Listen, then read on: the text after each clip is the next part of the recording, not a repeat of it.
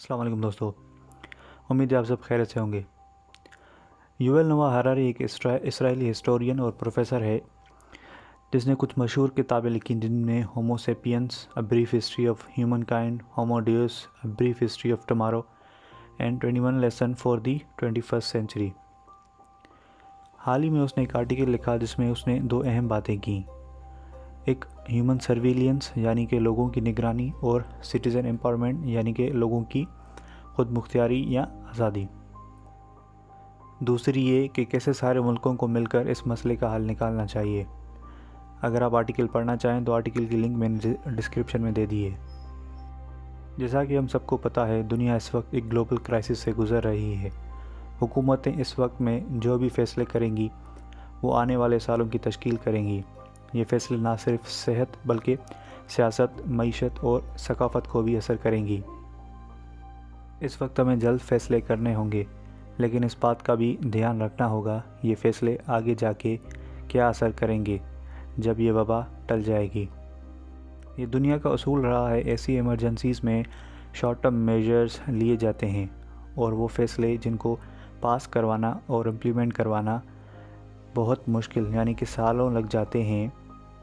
ऐसी सिचुएशन में ये फ़ैसले कुछ ही दिनों में हो जाते हैं और ऐसी ख़तरनाक टेक्नोलॉजीज़ लोगों पर मुसल्लत की जाती हैं जिसमें मुल्क और उसके लोगों को एक एक्सपेरिमेंटल लैब की तरह बनाया जाता है जहाँ पे वो अपनी मर्ज़ी के कानून बनाते और मिटाते हैं। अगर आपको याद हो, एक अमेरिकन सिटीज़न स्नोडेन के नाम से, जिसने अमेरिकन एजेंसीज़ की आम लोगों पर जासूसी और आम लोगों को ट्रैक करने के बारे में दुनिया को बताया था, जिसके बाद अमेरिका के लोग गुस्से में सड़कों पर निकल आए थे और अपनी आज़ादी और ख़ुद मुख्तियारी की डिमांड करने लगे थे। इस वबा को ख़त्म करने के लिए लोगों को हुकूमत की बात माननी पड़ेगी। अब ये काम हुकूमत दो तरीक़ों से कर सकती है।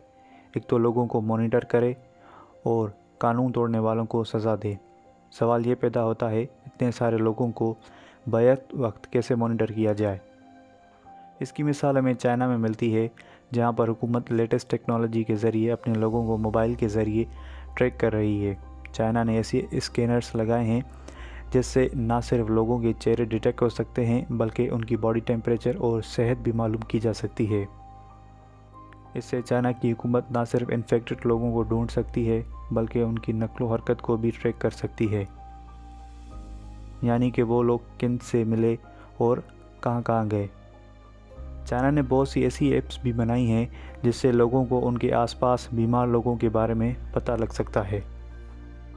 अब ये टेक्नोलॉजी सिर्फ साउथ एशिया तक महदूद नहीं। हाल ही में बेंजामिन नेतन्याहू ने एजेंसीज़ को हिदायत दी कि वो भी लोगों को ट्रैक करने वाली टेक्नोलॉजीज़ इस्तेमाल करें जो पहले सिर्फ जंग की सूरत में इस्तेमाल की जाती थीं।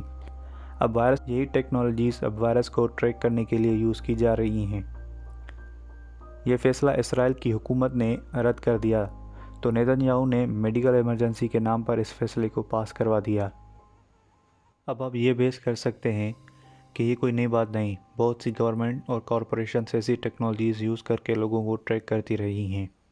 लेकिन याद रहे, वो गवर्नमेंट और कॉरपोरेशंस ये काम छुप के करती थी, लेकिन इस वायरस के बाद ये काम शायद मामूल बन जाए और गवर्नमेंट ऐसे सेंसर्स यूज़ करना शुरू कर दें जो पहले मुस्तरद कर दिए गए हों। इसके अलावा सर्विलेंस के बारे में हमें कुछ नहीं पता कि गवर्नमेंट हमें कैसे ट्रैक कर रही हैं और क्या ट्रैक कर रही हैं। टेक्नोलॉजी इतनी तेज़ी से तरक्की कर रही है, जो चीज़ें हम 10 साल पहले साइंस फिक्शन फिल्मों में देखते थे आज वो सच साबित हो रही हैं। थोड़ी देर के लिए अगर हम सोचें, अगर कोई गवर्नमेंट अपने लोगों से कहे कि सबको बायोमेट्रिक ब्रेसलेट पहनने पड़ेंगे जिससे गवर्नमेंट को लोगों की सेहत के बारे में 24 घंटे पता चलता रहेगा, और ऐसे एल्गोरिथम बनाए जाएंगे जिससे गवर्नमेंट आपको आपकी बीमारी के बारे में पहले से ही बता दें। उसके ज़रिए वो आपको ट्रैक करेंगे, आप कहाँ गए, किससे मिले। इस सिस्टम के ज़रिए आसानी से बीमार लोगों को डिटेक्ट किया जाएगा और उनको दूसरे लोगों से महफूज करके अलग रखा जाएगा। तो इस पे आप यही कहेंगे ये तो अच्छी बात है, सारी दुनिया के मुल्कों को ये टेक्नोलॉजीज़ इम्प्लीमेंट करनी चाहिए। लेकिन याद रहे, इसका एक और पहलू भी है। ایسی ٹیکنالوجی یا سرویلنس کے ذریعے گورنمنٹ یا کارپوریشنز آپ کو استعمال کر سکتی ہیں، جیسے آپ کو کس کو ووٹ دینا ہے، کون ملک کا پریزیڈنٹ یا پی ایم بنے گا، اور اس سارے فیصلے میں آپ کا نہیں بلکہ کارپوریشنز اور کمپنیز کا ہاتھ ہوگا، اور وہ ایسے ہی لیڈرز لے آئیں گی جن سے ان کو فائدہ ہو، نہ کہ عام لوگوں کو، یعنی کہ ایسا کام جو آپ ہی سے کروایا جائے اور آپ ہی کے خلاف۔ اس کے علاوہ کمپنیز اپنی مرضی کی پروڈکٹس آپ کو بیچیں گی۔ اس کے علاوہ اگر ان ٹیکنالوجیز سے اگر میرا بلڈ پریشر، دل کی دھڑکن اور جسمانی درجہ حرارت کو معلوم کیا جائے تو اس سے ان کو یہ بھی پتہ لگ سکتا ہے کہ مجھے کون سی چیز سے غصہ آتا ہے، کس چیز سے خوشی ملتی ہے، اور کون سی باتیں مجھے رلاتی ہیں، یعنی کہ وہ ہمارے ایموشنز کو کنٹرول کر سکتے ہیں۔ مثال، اگر یہ ٹیکنالوجیز نارتھ کوریا اپنے ملک میں لاگو کر دے اور لوگوں کو بریسلیٹ پہننے کے لیے کہے تو کیا ہوگا؟ ایک تو یہ ہو سکتا ہے اگر ان کا لیڈر اسپیچ کر رہا ہو اور اسی ٹائم کسی شخص کو اس کی بات پر غصہ آ جائے تو سوچے نارتھ کوریا والے اس کے ساتھ کیا حال کریں گے۔ یاد رہے کہ کسی انسان کی خوشی، غصہ اور رونا انسان کی اندرونی حالات پر مبنی ہوتا ہے، جیسا کہ بخار، زکام اور کھانسی کا ہونا۔ اگر حکومت کہے یہ میجرز صرف ایمرجنسی کی صورت میں لاگو ہوں گے تو اس بات کی کیا گارنٹی ہے کہ ایمرجنسی کب تک ہوگی، یا حکومت ایسی چیزوں کو بند بھی کریں گی؟